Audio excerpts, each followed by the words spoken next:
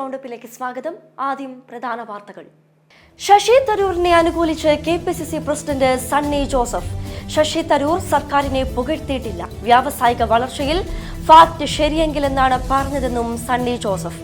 ജനവിരുദ്ധ സർക്കാരാണ് കേരളം ഭരിക്കുന്നതെന്നും KPCC പ്രസിഡന്റിന്റെ കുറ്റപ്പെടുത്തൽ. ഷഹബാസ് വധക്കേസിൽ കുറ്റാരോപിതരായ വിദ്യാർത്ഥികളുടെ പരീക്ഷാഫലം തടഞ്ഞ നടപടിയിൽ സർക്കാരിന് ഹൈക്കോടതിയുടെ രൂക്ഷ വിമർശനം. കുറ്റകൃത്യവും പരീക്ഷാഫലവും തമ്മിൽ ബന്ധമില്ലല്ലോ എന്ന് കോടതി. കൂരിയാടിന് പിന്നാലെ തലപ്പാറയിലെ ദേശീയപാതയിലും വിള്ളൽ. അന്വേഷണത്തിനായി 3 അംഗ സംഘത്തെ നിയോഗിച്ച് നാഷണൽ ഹൈവേ അതോറിറ്റി. വിഷയത്തിൽ കേന്ദ്ര സംസ്ഥാന സർക്കാരുകൾ ഗൗരവത്തോടെ ഇടപെടണമെന്നും ഇവിടെ പാലമാണ് അനുയോജ്യമെന്നും കുഞ്ഞാലിക്കുട്ടി. ഹോങ്കോങ്ങിലും സിംഗപ്പൂരിലും കോവിഡ് വ്യാപനം. ഇന്ത്യയിലെ സ്ഥിതി നിയന്ത്രണ വിധേയമെന്ന് കേന്ദ്ര ആരോഗ്യ മന്ത്രാലയം. നിലവിൽ ഇന്ത്യയിലുള്ളത് 257 ആക്റ്റീവ് കേസുകൾ. വാർത്തകൾ വിശദമായി. ശശി തരൂരിനെ അനുകൂലിച്ച് KPCC പ്രസിഡന്റ് സണ്ണി ജോസഫ്. ശശി തരൂർ സർക്കാരിനെ പുകഴ്ത്തിയിട്ടില്ല. വ്യാവസായിക വളർച്ചയിൽ ഫാക്ട് ശരിയെങ്കിലെന്നാണ് പറഞ്ഞതെന്നും പറഞ്ഞ കാര്യം തെറ്റെന്ന് ബോധ്യപ്പെട്ടപ്പോൾ ശശി തരൂർ തിരുത്തിയിട്ടുണ്ടെന്നും സണ്ണി ജോസഫ് കൂട്ടിച്ചേർത്തു. ഇല്ലില്ല, അദ്ദേഹം തന്നെ തിരുത്തിയിട്ടുണ്ടല്ലോ. അദ്ദേഹം പറഞ്ഞത് എന്താണ്? അദ്ദേഹം പറഞ്ഞതും ഫാക്റ്റുകൾ ശരിയാണെങ്കിൽ, ഫാക്റ്റുകൾ ശരിയല്ല, അദ്ദേഹം തിരുത്തിയിട്ടുണ്ട്. വ്യക്തമായിട്ട് തിരുത്തിയിട്ടുണ്ട്, കൃത്യമായിട്ട് തിരുത്തിയിട്ടുണ്ട്. ആ നിലപാടിൽ നിന്ന് കൃത്യമായി തിരുത്തൽ വരുത്തി. ഇല്ലില്ല, മറിച്ചാണ്, ഫാക്ട്സ് മറിച്ചാണ്. അത്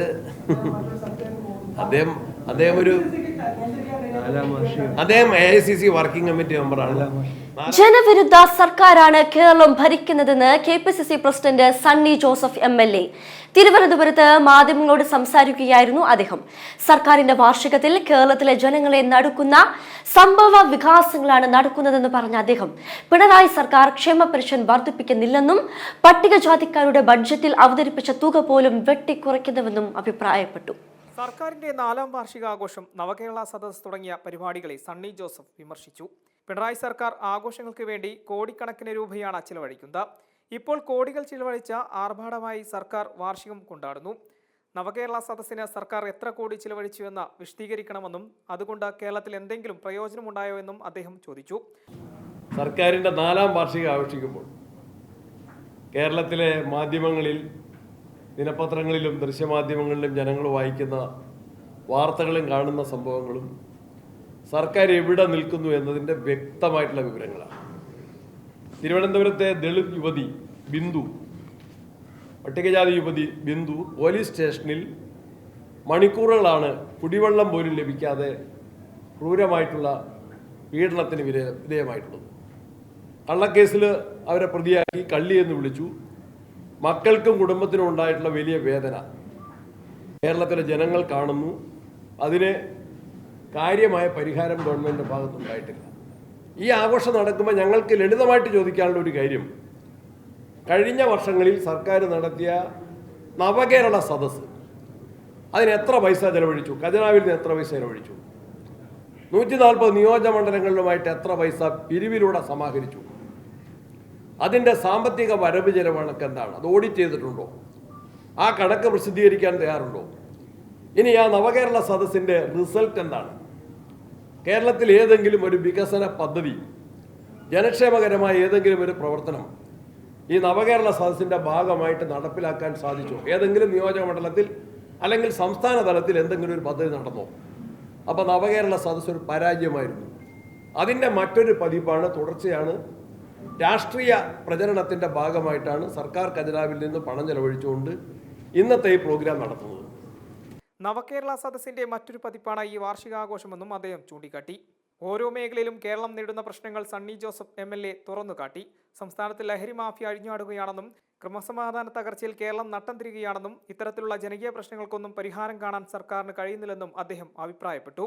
സർക്കാരിന്റെ തെറ്റുകൾ ചൂണ്ടിക്കാട്ടുവാൻ പ്രതിപക്ഷത്തിന് അവകാശമുണ്ടെന്നും മാസപ്പടിയും കോവിഡ് കാലത്തെ കൊള്ളയും KFC അഴിമതിയും അഡ്മിറ്റഡ് ഫാക്റ്റാണെന്നും സണ്ണി ജോസഫ് വ്യക്തമാക്കി. കൂടാതെ UDFന്റെ ജനകീയ അടിത്തറ വിപുലമാക്കുന്നതിനുള്ള പരിപാടിയുമായി മുന്നോട്ടു പോകുമെന്നും അദ്ദേഹം അറിയിച്ചു. M5 news, Thiruvananthapuram. താമരശ്ശേരി ഷഹബാസ് വധക്കേസിൽ കുറ്റാരോപിതരായ വിദ്യാർത്ഥികളുടെ പരീക്ഷാഫലം തടഞ്ഞ നടപടിയിൽ സർക്കാരിന് ഹൈക്കോടതിയുടെ രൂക്ഷ വിമർശനം. പരീക്ഷാഫലം എങ്ങനെ തടഞ്ഞു വെക്കാനാകും? പരീക്ഷാഫലം തടഞ്ഞു വെക്കാൻ സർക്കാരിന് എന്തധികാരമെന്നും കോടതി ചോദിച്ചു. കുറ്റകൃത്യവും പരീക്ഷാഫലവും തമ്മിൽ ബന്ധമില്ലല്ലോ എന്നും കോടതി അഭിപ്രായപ്പെട്ടു. സഹപാഠികളുടെ ആക്രമണത്തിൽ ഷഹബാസ് കൊല്ലപ്പെട്ട കേസിൽ 10ാം ക്ലാസ് വിദ്യാർത്ഥികളായ 6 പേരാണ് പ്രതികളായിട്ടുള്ളത്. ഇവരെ പരീക്ഷ എഴുതാൻ അനുവദിച്ചത് നേരത്തെ വിവാദമായിരുന്നു. തുടർന്ന് പരീക്ഷ എഴുതിയെങ്കിലും ഇവരുടെ ഫലം സർക്കാർ തടഞ്ഞുവെച്ചിരുന്നു. ഈ നടപടിയാണ് ഹൈക്കോടതി ചോദ്യം ചെയ്തത്. കുറ്റകൃത്യം നടന്നാൽ കോടതിയിലാണ് നടപടികൾ പൂർത്തിയാക്കേണ്ടത്. അല്ലാതെ പരീക്ഷാഫലം തടഞ്ഞുവെക്കുന്നതിന്റെ യുക്തി എന്താണ്? പ്രതികളായ 4 വിദ്യാർത്ഥികളുടെയും പരീക്ഷാഫലം പ്രസിദ്ധീകരിക്കണമെന്ന് ബാലാവകാശ കമ്മീഷൻ നിർദ്ദേശിച്ചിരുന്നു. അത്തരമൊരു നിർദ്ദേശമുണ്ടായിട്ട് പോലും പരീക്ഷാഫലം സർക്കാർ തടഞ്ഞുവെച്ചത് എന്തിനാണെന്നും കോടതി ചോദിച്ചു. പ്രസിദ്ധീകരിച്ചില്ലെങ്കിൽ കുറ്റകരമായ അനാസ്ഥയാണെന്ന് കണക്കാക്കേണ്ടി വരും. അതിനാൽ എത്രയും വേഗം സർക്കാർ ഇക്കാര്യത്തിൽ നടപടി സ്വീകരിക്കണമെന്ന് ഹൈക്കോടതി ഉത്തരവിട്ടു. M5 news, Kochi. കൂരിയാടിന് പിന്നാലെ തലപ്പാറയിലെ ദേശീയപാതയിലും വിള്ളൽ. അന്വേഷണത്തിനായി 3 അംഗ സംഘത്തെ നിയോഗിച്ച് നാഷണൽ ഹൈവേ അതോറിറ്റി. കൂരിയാട് നിന്ന് 4 കിലോമീറ്റർ അകലെ തലപ്പാറയിലാണ് വിള്ളൽ കണ്ടെത്തിയത്. നിർമ്മാണം പൂർത്തിയായ റോഡിന്റെ മധ്യഭാഗത്താണ് വിള്ളൽ. മലപ്പുറം കൂരിയാട്ടിലെ ദേശീയപാത ഇടിഞ്ഞ സർവീസ് റോഡിലേക്ക് പതിച്ച സംഭവത്തിൽ വിശദമായ അന്വേഷണം നടത്താൻ 3 അംഗ സംഘത്തെ National Highway Authority of India ചുമതലപ്പെടുത്തിയിട്ടുണ്ട്. 2 ദിവസത്തിനകം റിപ്പോർട്ട് നൽകുമെന്ന് മലപ്പുറം ജില്ലാ കളക്ടർ VR വിനോദ് അറിയിച്ചു. കൂരിയാട് തുടർ പ്രവർത്തനം എങ്ങനെയാണെന്ന വിദഗ്ധ സംഘം റിപ്പോർട്ടിന് ശേഷം അറിയിക്കും. നാഷണൽ ഹൈവേ അതോറിറ്റി അധികൃതർ കൂരിയാട് സന്ദർശിച്ചിട്ടുണ്ട്. അപകടം സംബന്ധിച്ച 3 അംഗ സമിതി പരിശോധന നടത്തുമെന്ന് പ്രൊജക്ട് ഡയറക്ടർ അൻസൂൺ ശർമ്മ മാധ്യമങ്ങളെ അറിയിച്ചു. സമ്മർദ്ദത്തെ തുടർന്ന് വയൽ പ്രദേശത്തെ മണ്ണ് നീങ്ങിയതാണ് അപകട കാരണമെന്നാണ് പ്രാഥമിക നിഗമനമെന്നും പ്രൊജക്ട് ഡയറക്ടർ വിശദീകരിച്ചു. M5 news, Malappuram. അന്തർ സംസ്ഥാന തൊഴിലാളി ദമ്പതികളുടെ 7 വയസ്സുകാരിയായ മകളെ മാതാപിതാക്കൾ പുറത്തുപോയ സമയം വീട്ടിൽ നിന്ന് തട്ടിക്കൊണ്ടുപോയി മാനഭംഗപ്പെടുത്താൻ ശ്രമിച്ച കേസിൽ പ്രതി അറസ്റ്റിൽ. കടവന്ത്ര പാലാത്തുരുത്ത് വീട്ടിൽ പ്രവീണിനെയാണ് കടവന്ത്ര പോലീസ് അറസ്റ്റ് ചെയ്തത്. കഴിഞ്ഞ ഞായറാഴ്ച വൈകിട്ട് 6:30 സംഭവം. മാതാപിതാക്കൾ പുറത്തുപോയ സമയം വീട്ടുമുറ്റത്തിരിക്കുകയായിരുന്ന കുട്ടിയെ പ്രതി വായപ്പൊത്തി പിടിച്ച് ബലം പ്രയോഗിച്ച വീടിനു പിന്നിലുള്ള ബാത്റൂമിൽ കൊണ്ടുപോയി പീഡിപ്പിക്കാൻ ശ്രമിക്കവേ കുട്ടിയുടെ കരച്ചിൽ കേട്ടെത്തിയ സമീപവാസികൾ കുട്ടിയെ പ്രതിയിൽ നിന്ന് മോചിപ്പിക്കുകയായിരുന്നു. പ്രതിക്കെതിരെ പോക്സോ നിയമപ്രകാരം കേസെടുത്തു. പ്രവീൺ കൊച്ചി സിറ്റിയിലെ നിരവധി പിടിച്ചുപറി കേസുകളിൽ മയക്കുമരുന്ന് കേസുകളിലും പ്രതിയാണ്. Kadavanthra police station inspector PM രതീഷിന്റെ നേതൃത്വത്തിൽ സബ് ഇൻസ്പെക്ടർമാരായ K Shahina, B Dinesh, police ഓഫീസർമാരായ ടോബിൻ, പ്രവീൺ, സുധീഷ് എന്നിവരാണ് അന്വേഷണ സംഘത്തിലുണ്ടായിരുന്നത്. കോടതിയിൽ ഹാജരാക്കിയ പ്രതിയെ റിമാൻഡ് ചെയ്തു.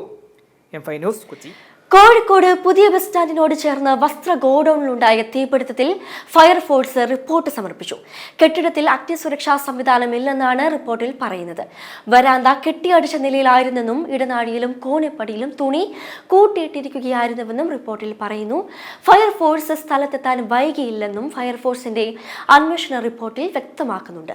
വീഴ്ച സംഭവിച്ചിട്ടുണ്ടെങ്കിൽ ഉദ്യോഗസ്ഥർക്കെതിരെ നടപടി സ്വീകരിക്കുമെന്ന് Kozhikode mayor doctor Beena Philip പറഞ്ഞു. കൂരിയാട് ദേശീയപാത 66 ഇടിഞ്ഞ് താഴ്ന്നുണ്ടായ അപകടത്തിൽ പ്രതികരണവുമായി ലീഗ് നേതാവ് PK കുഞ്ഞാലിക്കുട്ടി. വിഷയത്തിൽ കേന്ദ്ര സംസ്ഥാന സർക്കാരുകൾ ഗൗരവത്തോടെ ഇടപെടണം. കൂരിയാട് ദേശീയപാത നിർമ്മാണത്തിലെ അശാസ്ത്രീയതയെക്കുറിച്ച് ആദ്യമേ പറഞ്ഞതാണെന്നും ഇവിടെ പാലമാണ് അനുയോജ്യമെന്നും അഭിപ്രായപ്പെട്ടിരുന്നതായും കുഞ്ഞാലിക്കുട്ടി വ്യക്തമാക്കി. അതിനിടെ അപകടത്തിന്റെ പശ്ചാത്തലത്തിൽ മലപ്പുറം ജില്ലാ കളക്ടർ യോഗം വിളിച്ചു. സിവിൽ സ്റ്റേഷനിൽ നടന്ന യോഗത്തിൽ NHAI അപകടത്തെക്കുറിച്ച് വിശദീകരണം നൽകി. കൂരിയാട് ദേശീയപാത നിർമ്മാണത്തിലെ അശാസ്ത്രീയതയെക്കുറിച്ച് ആദ്യമേ പറഞ്ഞതാണെന്നും ഇവിടെ പാലമാണ് അനുയോജ്യമെന്നും അഭിപ്രായപ്പെട്ടതായി ലീഗ് നേതാവ് PK കുഞ്ഞാലിക്കുട്ടി പറഞ്ഞു. വിഷയത്തിൽ കേന്ദ്ര സംസ്ഥാന സർക്കാരുകൾ ഗൗരവത്തോടെ ഇടപെടണം. ഇപ്പോൾ സംഭവിച്ചത് താൽക്കാലിക പ്രശ്നമെന്നാണ് ദേശീയപാതയുടെ അധികൃതർ യോഗത്തിൽ പറയുന്നത്. നാളെ വിദഗ്ധ സംഘം സ്ഥലം സന്ദർശിക്കുമെന്ന് NHAI അറിയിച്ചിട്ടുണ്ട്. ഇതിനുശേഷം വീണ്ടും ജനപ്രതിനിധികളുമായി ചർച്ച നടത്തും. കഴിഞ്ഞ ദിവസം തലനാരിഴയ്ക്കാണ് ആളുകൾ രക്ഷപ്പെട്ടത്. ഇനി എന്തെങ്കിലും അപകടമുണ്ടായാൽ ഉത്തരവാദിത്തം ദേശീയപാത അതോറിറ്റിക്ക് ആയിരിക്കുമെന്ന് മുന്നറിയിപ്പ് നൽകിയിട്ടുണ്ടെന്നും കുഞ്ഞാലിക്കുട്ടി വ്യക്തമാക്കി. ഈ അതോറിറ്റിയുടെ ശ്രദ്ധയിൽപ്പെടുത്തി തുടക്കത്തിൽ തന്നെ എല്ലാവരും ചൂണ്ടിക്കാണിച്ചതാണ് ഇതുപോലുള്ള വയലിൽ ഈ കൺസ്ട്രക്ഷൻ നമ്മുടെ ഇതുപോലുള്ള ഒരു റെയിനി സീസണിൽ വലിയ അപകടങ്ങൾ ക്ഷണിച്ചു വരുത്തും എന്നുള്ള അഭിപ്രായം നേരത്തെ തന്നെ ഞങ്ങളൊക്കെ ഒരു ലേമൻസ് ഒപ്പീനിയൻ എന്നുള്ള നിലയിൽ അവരുടെ ശ്രദ്ധയിൽപ്പെടുത്തി. ആക്സിഡന്റ് ഉണ്ടായാൽ അതിന് ഉത്തരവാദിത്വം അധികൃതർക്കായിരിക്കും എന്നുള്ള വാണിംഗ് ഞങ്ങൾ കാരണമായിട്ട് അവർ എന്തെങ്കിലും പറഞ്ഞു. ഇതിൽ എന്തുകൊണ്ടാണ് അവരുടെ വിലയിരുത്തൽ എന്തെങ്കിലും പങ്കുവെച്ചു? അവരുടെ വിലയിരുത്തൽ മഴ വന്നപ്പോൾ താൽക്കാലികമായി ഇരുന്നതാണ്. ഇനി അതിൻ്റെ ബാക്കി കാര്യങ്ങൾ എക്സ്പെർട്ട് ഒപ്പീനിയന് ശേഷം പറയാം എന്നാണ് അവർ പറയുന്നത്. റിപ്പീറ്റ് ചെയ്യില്ല എന്ന് അവർ പറയുന്നുണ്ട്. പക്ഷെ ആ പറഞ്ഞത് ഞങ്ങൾ മുഖവിൽക്കെടുത്തിട്ടില്ല, ആരും മുഖവിൽക്കെടുത്തിട്ടില്ല. ഞങ്ങൾക്ക് വാട്ടർ കെട്ടി നിൽക്കുന്ന സ്ഥലം പറഞ്ഞതാണ്.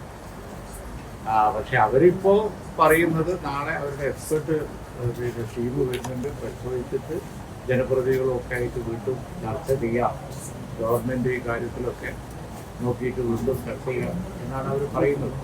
പക്ഷേ ഇപ്പോഴും യഥാർത്ഥത്തിലുള്ള സൊല്യൂഷൻ എന്ന് പറയുന്നത് ഈ കൺസെഷൻ അശാസ്ത്രീയമാണ് എന്നാണ് ഒരു ലെമൻസ് ഒപ്പീനിയൻ ഞങ്ങളുടെയൊക്കെ അഭിപ്രായം.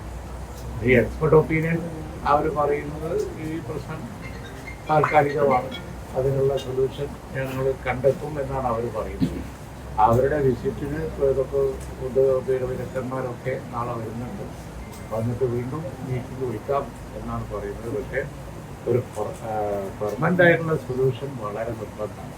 അതിനിടെ അപകടത്തിന്റെ പശ്ചാത്തലത്തിൽ മലപ്പുറം ജില്ലാ കളക്ടർ യോഗം വിളിച്ചു. സിവിൽ സ്റ്റേഷനിൽ നടന്ന യോഗത്തിൽ NHI അപകടത്തെക്കുറിച്ച് വിശദീകരണം നൽകിയിട്ടുണ്ട്. മഴയെ തുടർന്ന് വയൽഭൂമി വികസിച്ചതാണ് അപകടം സംഭവിച്ചതെന്നാണ് ദേശീയപാത അതോറിറ്റി വിശദീകരിച്ചത്. അപകടത്തെക്കുറിച്ച് അന്വേഷിക്കാൻ 3 അംഗ സ്വതന്ത്ര വിദഗ്ധ സംഘത്തെ NHI നിയോഗിച്ചിട്ടുണ്ട്.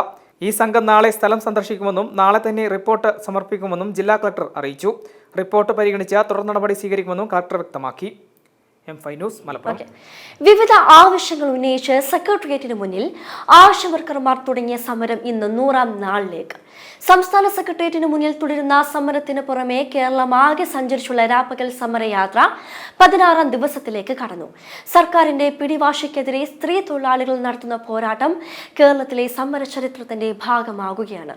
സർക്കാർ ആഘോഷത്തോടെ 5ാം വർഷത്തിലേക്ക് കടക്കുന്ന ദിവസമാണ് ആശമാരുടെ അസാധാരണ സമരം 100 നാൾ പിന്നിടുന്നത്.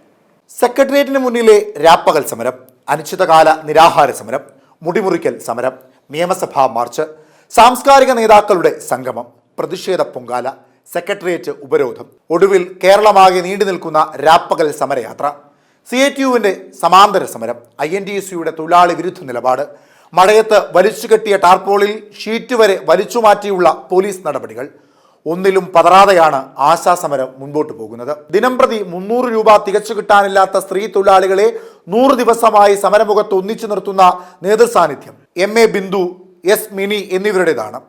സർക്കാരിന്റെ അവഗണനകൾക്കിടയിലും പൊതുസമൂഹത്തിന്റെ പിന്തുണയേറ്റി പോരാട്ടം കനപ്പിച്ചാണ് സമരം മുൻപോട്ട് പോകുന്നത്. സമരത്തിന് പിന്തുണ തേടി Kerala ASHA health workers association സംസ്ഥാന ജനറൽ സെക്രട്ടറി MA ബിന്ദു നയിക്കുന്ന രാപ്പകൽ സമരയാത്ര ഇതിനോടകം കാസർഗോഡ്, കണ്ണൂര്, വയനാട്, കോഴിക്കോട്, മലപ്പുറം ജില്ലകളിൽ പര്യടനം പൂർത്തിയാക്കി. ഓണറേറിയം വർദ്ധിപ്പിക്കുക, അത് എല്ലാ മാസവും 5-നകം നൽകുക, വിരമിക്കൽ ആനുകൂല്യവും പെൻഷനും പ്രഖ്യാപിക്കുക തുടങ്ങിയ ആവശ്യങ്ങൾ ഉന്നയിച്ചാണ് സമരം. സംസ്ഥാന സർക്കാർ നൽകുന്ന ഓണറേറിയം 7000 രൂപയിൽ നിന്ന് 21,000 ഉയർത്തുക, വിരമിക്കൽ ആനുകൂല്യമായി 5 ലക്ഷം രൂപ നൽകുക തുടങ്ങിയ ആവശ്യങ്ങൾ ഉന്നയിച്ചാണ് ഫെബ്രുവരി 10 സമരം ആരംഭിച്ചത്. M5 news, Thiruvananthapuram. ജനങ്ങൾക്ക് നൽകിയ വാഗ്ദാനങ്ങൾ ഒന്നൊന്നായി നിറവേറ്റാൻ സാധിച്ചെന്ന അഭിമാനത്തോടെയും ചാരിതാർത്ഥ്യത്തോടെയുമാണ് സർക്കാരിന്റെ വാർഷികത്തെ എതിരേൽക്കുന്നതെന്ന് മുഖ്യമന്ത്രി പിണറായി വിജയൻ. 2ാം പിണറായി വിജയൻ സർക്കാരിന്റെ 4ാം വാർഷികാഘോഷത്തോടനുബന്ധിച്ച് കൊച്ചിയിൽ മുഖ്യമന്ത്രി പിണറായി വിജയന്റെ നേതൃത്വത്തിൽ കേക്ക് മുറിച്ച് മധുരം പങ്കുവച്ചു. മന്ത്രിമാരായ K Rajan, K Krishnankutty, P Rajeev, Kadannappally Ramachandran, KB Ganesh Kumar, Roshy Augustine എന്നിവരും പങ്കെടുത്തു. അന്താരാഷ്ട്ര മയക്കുമരുന്ന് ശൃംഖലയിലെ മുഖ്യ കണ്ണിപ്പിടിയിൽ മംഗലാപുരം സ്വദേശിയെ കസ്റ്റഡിയിലെടുത്ത് കേരള പോലീസ്. മംഗലാപുരം സ്വദേശിയെ ഇമ്രാൻ എന്ന് വിളിക്കുന്ന അംജത്ത് ഇത്യാസാണ് പിടിയിലായത്. കോഴിക്കോട് കുന്നമംഗലം പോലീസാണ് കർണാടകയിൽ നിന്നും പ്രതിയെ പിടികൂടിയത്. ഇയാളെ നാളെ പുലർച്ചെയോടെ കോഴിക്കോടേക്ക് എത്തിക്കും. തുടർന്ന് വിശദമായി ചോദ്യം ചെയ്ത ശേഷം കോടതിയിൽ ഹാജരാക്കും. നിലവിൽ ഇയാൾക്ക് വിവിധ സംസ്ഥാനങ്ങളിലായി നിരവധി കേസുകളുണ്ട്. അംജത്താണ് മയക്കുമരുന്ന് പാക്കറ്റുകളാക്കി ഈ കേസിൽ നേരത്തെ പിടിയിലായ മറ്റ് പ്രതികൾക്ക് കൈമാറുന്നത്. ഹോങ്കോങ്ങിലും സിംഗപ്പൂരിലും കോവിഡ് വ്യാപനം, ഇന്ത്യയിലെ സ്ഥിതി നിയന്ത്രണ വിധേയമെന്ന് കേന്ദ്ര ആരോഗ്യ മന്ത്രാലയം. ഇന്ത്യയിൽ നിലവിലെ COVID-19 സ്ഥിതി നിയന്ത്രണ വിധേയമാണെന്നും രാജ്യത്ത് കോവിഡ് കേസുകളുടെ എണ്ണം കുറവാണെന്നും ആരോഗ്യ മന്ത്രാലയം അറിയിച്ചു. നിലവിൽ 257 ആക്റ്റീവ് കേസുകളാണ് ഇന്ത്യയിലുള്ളത്. സിംഗപ്പൂരിലെയും ഹോങ്കോങ്ങിലെയും കോവിഡ് വ്യാപനവുമായി ബന്ധപ്പെട്ട സ്ഥിതിഗതികൾ കേന്ദ്ര ആരോഗ്യ മന്ത്രാലയം വിലയിരുത്തി. നിലവിൽ 257 ആക്റ്റീവ് കേസുകളാണ് ഇന്ത്യയിലുള്ളത്. ഇന്ത്യയിലെ കേസുകളിൽ ഭൂരിഭാഗവും നേരിയ രോഗലക്ഷണങ്ങൾ മാത്രമാണെന്നും ആശുപത്രിയിൽ പ്രവേശിപ്പിക്കേണ്ട ആവശ്യമില്ലെന്നുമാണ് വിലയിരുത്തൽ. സംസ്ഥാനത്ത് 95 കേസുകൾ റിപ്പോർട്ട് ചെയ്തതിൽ 69 പേരെ ആശുപത്രിയിൽ പ്രവേശിപ്പിച്ചു. ഇതിൽ 27 പേർ വൈറസ് മുക്തരായി. കേസുകളുടെ എണ്ണത്തിൽ മഹാരാഷ്ട്രയും തമിഴ്നാടുമാണ് കേരളത്തിന് പിന്നിൽ. വൈറസ് ബാധിതർക്ക് പനി, ജലദോഷം തുടങ്ങിയവ ഉണ്ടാകുമെങ്കിലും 7 ദിവസങ്ങളിൽ ഭേദമാകും. രാജ്യത്തെ 92.66% ആളുകളും വാക്സിൻ സ്വീകരിച്ചിട്ടുള്ളത് രോഗവ്യാപന സാധ്യത ഇല്ലാതാക്കുന്നുവെന്നും ആരോഗ്യ വിദഗ്ധർ പറഞ്ഞു. പുതിയ ഒമിക്രോൺ ഉപവകഭേദങ്ങളുടെ വ്യാപനമാണ് സിംഗപ്പൂരിലും ഹോങ്കോങ്ങിലും റിപ്പോർട്ട് ചെയ്തിരിക്കുന്നത്. കോവിഡ് ബാധിച്ച് സിംഗപ്പൂരിലെ ആശുപത്രിയിൽ പ്രവേശിക്കപ്പെട്ടവരുടെ എണ്ണം 30% വർദ്ധിച്ചെന്നാണ് റിപ്പോർട്ട്. ഹോങ്കോങ്ങിലും കോവിഡ് കേസുകളുടെ എണ്ണം വർദ്ധിച്ചിട്ടുണ്ട്. മെയ് 10 കേസുകളിൽ 13.66% വർധനവ് രേഖപ്പെടുത്തി. 4 ആഴ്ച മുമ്പ് ഇത് 6.21%. കൃത്യമായ രോഗബാധിതരുടെ എണ്ണം ഹോങ്കോങ് പുറത്തുവിട്ടിട്ടില്ല. National desk M5 news. ഇരു രാജ്യങ്ങളുടെയും ഗേറ്റുകൾ തുറക്കില്ല. അട്ടാരി വാഗ അതിർത്തിയിൽ ബീറ്റിംഗ് റിട്രീറ്റ് ചടങ്ങുകൾ ഇന്നു മുതൽ പുനരാരംഭിക്കും.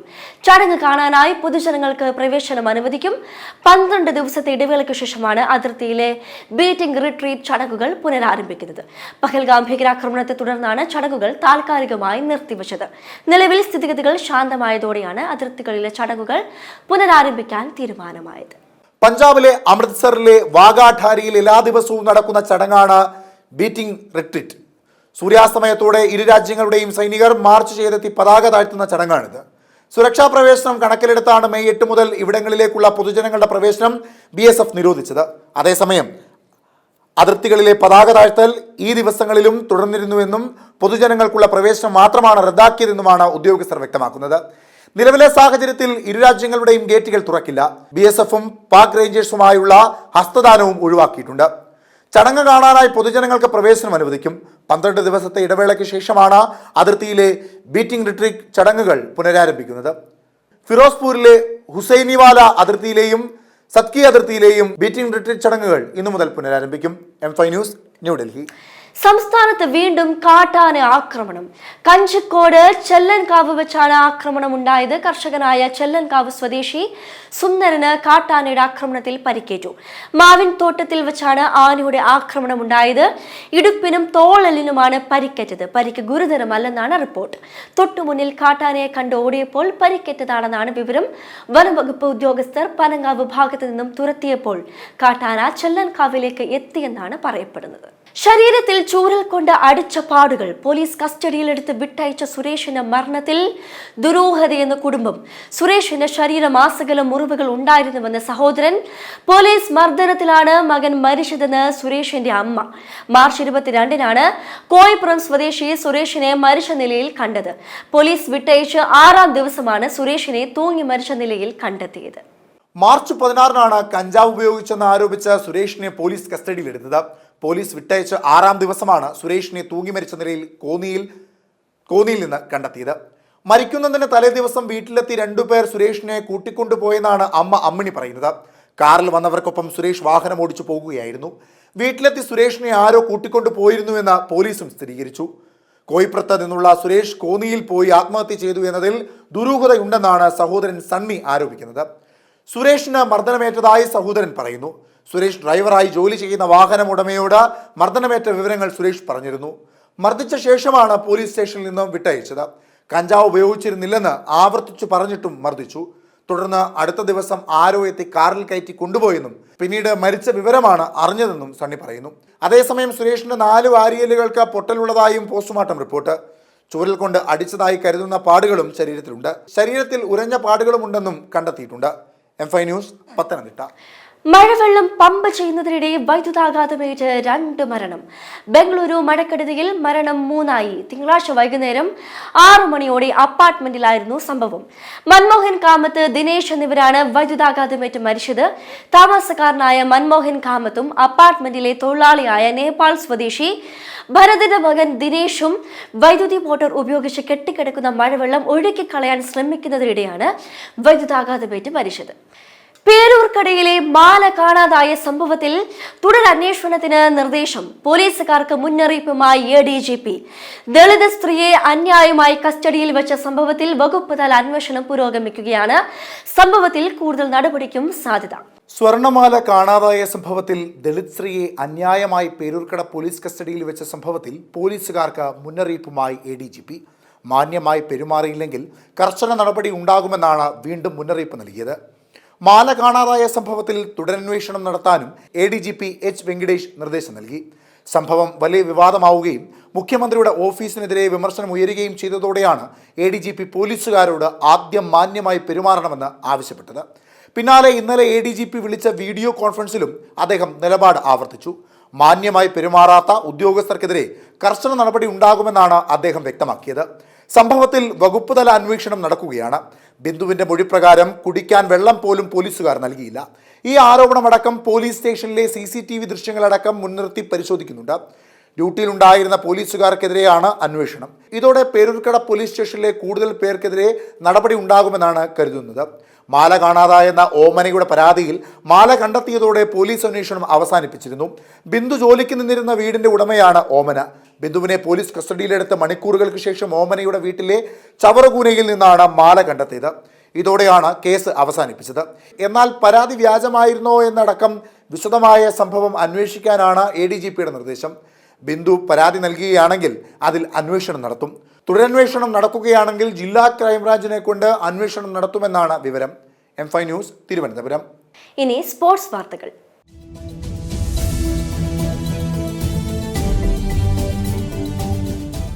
അന്താരാഷ്ട്ര 2020 ക്രിക്കറ്റ് ചരിത്രത്തിൽ ആദ്യമായി ബംഗ്ലാദേശിനെ പരാജയപ്പെടുത്തി UAE. തിങ്കളാഴ്ച രാത്രി നടന്ന മത്സരത്തിൽ 2 വിക്കറ്റിനായിരുന്നു UAEയുടെ വിജയം. മത്സരത്തിൽ ആദ്യം ബാറ്റ് ചെയ്ത ബംഗ്ലാദേശ് നിശ്ചിത 20 ഓവറിൽ 5 വിക്കറ്റിന് 205 റൺസ് എടുത്തു. മറുപടി ബാറ്റിംഗിൽ 19.5 ഓവറിൽ 2 വിക്കറ്റ് ബാക്കിയാക്കി UAE ലക്ഷ്യം മറികടന്നു. UAE വിജയിച്ചതോടെ പരമ്പര 1-1 സമനിലയിലായി. പരമ്പര വിജയികളെ നിശ്ചയിക്കുന്ന അവസാന മത്സരം നാളെ നടക്കും. തുടർച്ചയായി IPL പെരുമാറ്റച്ചട്ടം ലംഘിച്ചതിനെ തുടർന്ന് ലക്നൌ ബൗളർ ദ്വികേഷ് റാട്ടിക്ക് അടുത്ത മത്സരം നഷ്ടമാകും. തിങ്കളാഴ്ച ഹൈദരാബാദുമായി നടന്ന മത്സരത്തിൽ ഓപ്പണർ അഭിഷേക് ശർമ്മയുമായി നടന്ന വാക്കേറ്റത്തിനെ തുടർന്നാണ് IPL ഗവേണിംഗ് കൗൺസിൽ ഇങ്ങനെ ഒരു തീരുമാനമെടുത്തത്. വിക്കറ്റ് എടുത്തതിനു ശേഷമുള്ള അതിരുവിട്ട ആഹ്ലാദ പ്രകടനങ്ങൾക്ക് മുൻപ് 2 വട്ടം റാട്ടിക്ക് ഫൈൻ ചുമത്തിയിരുന്നു. ഇനി എന്റർടൈൻമെന്റ് വാർത്തകൾ.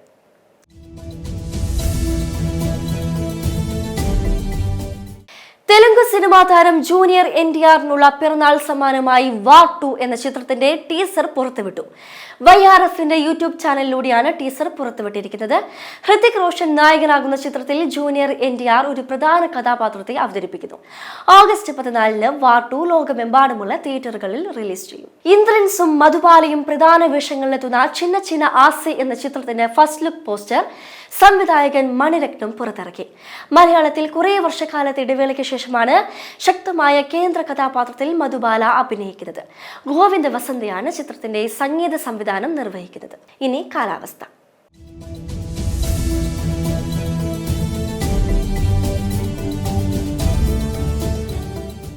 സംസ്ഥാനത്ത് അതിതീവ്ര മഴയ്ക്കുള്ള മുന്നറിയിപ്പ്. 4 ജില്ലകളിൽ റെഡ് അലേർട്ടും 3 ജില്ലകളിൽ ഓറഞ്ച് അലേർട്ടും പ്രഖ്യാപിച്ചു. കോഴിക്കോട്, വയനാട്, കണ്ണൂർ, കാസർഗോഡ് ജില്ലകളിലാണ് റെഡ് അലേർട്ട് പ്രഖ്യാപിച്ചത്. തൃശൂർ, പാലക്കാട്, മലപ്പുറം ജില്ലകളിൽ ഓറഞ്ച് അലേർട്ടും നൽകിയിട്ടുണ്ട്. പത്തനംതിട്ട, കോട്ടയം, ഇടുക്കി, ആലപ്പുഴ, എറണാകുളം ജില്ലകളിൽ യെല്ലോ അലേർട്ടും നിലവിലുണ്ട്. കാലവർഷം 4 ദിവസത്തിനകം കേരളത്തിൽ എത്തുമെന്ന് കാലാവസ്ഥാ വകുപ്പ് അറിയിച്ചു. ഇന്നും നാളെയുമായി അറബിക്കടലിന്റെ കൂടുതൽ ഭാഗങ്ങളിലേക്ക് മഴ വ്യാപിക്കും. കഴിഞ്ഞ 24 മണിക്കൂറിൽ തൃശൂർ ജില്ലയിലെ കുന്നംകുളത്താണ് ഏറ്റവും കൂടുതൽ മഴ രേഖപ്പെടുത്തിയത്. പ്രധാന വാർത്തകൾ ഒരിക്കൽ കൂടി. ശശി തരൂരിനെ അനുകൂലിച്ച് KPCC പ്രസിഡന്റ് സണ്ണി ജോസഫ്. ശശി തരൂർ സർക്കാരിനെ പുകഴ്ത്തിയിട്ടില്ല. വ്യാവസായിക വളർച്ചയിൽ ഫാക്ട് ശരിയെങ്കിലെന്നാണ് പറഞ്ഞതെന്നും സണ്ണി ജോസഫ്. ജനവിരുദ്ധ സർക്കാരാണ് കേരളം ഭരിക്കുന്നതെന്നും KPCC പ്രസിഡന്റിന്റെ കുറ്റപ്പെടുത്തൽ. ഷഹബാസ് വധക്കേസിൽ കുറ്റാരോപിതരായ വിദ്യാർത്ഥികളുടെ പരീക്ഷാഫലം തടഞ്ഞ നടപടിയിൽ സർക്കാരിന് ഹൈക്കോടതിയുടെ രൂക്ഷ വിമർശനം. കുറ്റകൃത്യവും പരീക്ഷാഫലവും തമ്മിൽ ബന്ധമില്ലല്ലോ എന്ന് കോടതി. കൂരിയാടിന് പിന്നാലെ തലപ്പാറയിലെ ദേശീയപാതയിലും വിള്ളൽ. അന്വേഷണത്തിനായി 3 അംഗ സംഘത്തെ നിയോഗിച്ച് നാഷണൽ ഹൈവേ അതോറിറ്റി. വിഷയത്തിൽ കേന്ദ്ര സംസ്ഥാന സർക്കാരുകൾ ഗൗരവത്തോടെ ഇടപെടണമെന്നും ഇവിടെ പാലമാണ് അനുയോജ്യമെന്നും കുഞ്ഞാലിക്കുട്ടി. ഹോങ്കോങ്ങിലും സിംഗപ്പൂരിലും കോവിഡ് വ്യാപനം. ഇന്ത്യയിലെ സ്ഥിതി നിയന്ത്രണ വിധേയമെന്ന് കേന്ദ്ര ആരോഗ്യ മന്ത്രാലയം. നിലവിൽ ഇന്ത്യയിലുള്ളത് 257 ആക്റ്റീവ് കേസുകൾ. ഇതോടെ ന്യൂസ് റൗണ്ട് പൂർണ്ണമാകുന്നു. നമസ്കാരം.